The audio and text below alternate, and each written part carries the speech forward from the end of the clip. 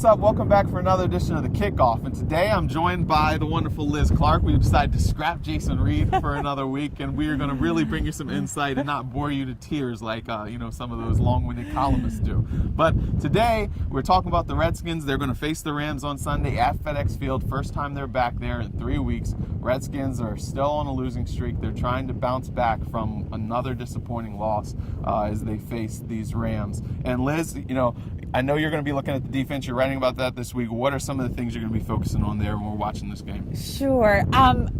The defensive backfield, to just first make sure they have enough bodies there because they're getting so banged up and so short-staffed. But the defense has a lot to atone for this week, having given up 49 points to the Colts last week.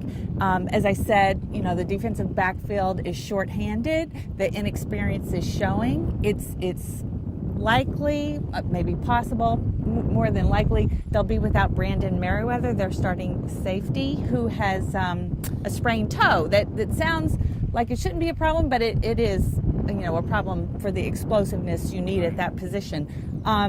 The defense gave up 5 touchdowns of more than 30 yards to the Colts. Obviously, the Rams aren't as explosive. However, they're coming off a 52-point shutout of the Raiders, so they're going to have their hands full. They definitely will. And then offensively, it's the same thing every week. You wonder about pass protection and quarterback play, because this offensive line, they've had injuries. Trent Williams is actually making some strides. He played last week, was not his effective self as we've normally seen, but he's moving around a lot better. He says he's going to be all right, and they need him to be because, they really have some good pass rushers with this Rams defense. They gave Peyton Manning and the Broncos a lot of trouble in that win that they had over them. So although that they don't have a winning record, doesn't mean that these Rams are going to be pushovers. And, the Redskins can't beat anybody, so you can't say that they are, anybody's game is a winnable game. And in fact, the Redskins aren't even picked as favorites in this game. But we're going to look and see how that offensive line holds up against this pass rush of the Rams. And then also,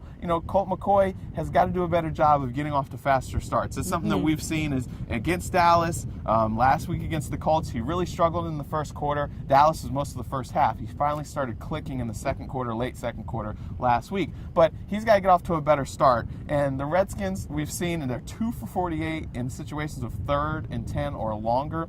That can't happen, but they've got to have more success on first downs, second downs, running the ball, hitting, receivers, finding things to help Colt McCoy settle in and be more comfortable, so that way maybe they can start clicking, because if they're in a hole again, like you said, they're coming off of a big win, the Rams are, and so they're going to be excited, and they want to come in here and continue to build because they're not mathematically eliminated from the playoffs like the Redskins are.